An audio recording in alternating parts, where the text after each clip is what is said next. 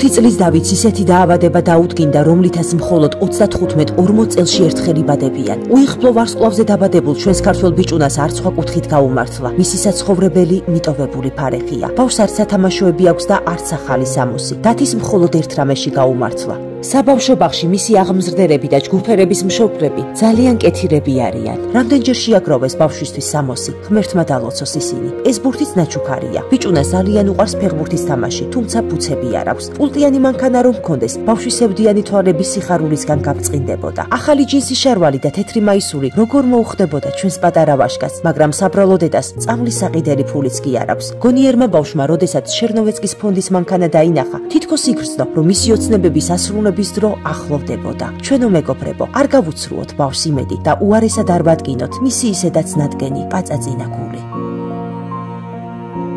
გადარიცხეთ ნებისმიერი თანხა ჩერნოვეცკის ფონდის ოფიციალური საიტის მეშვეობით.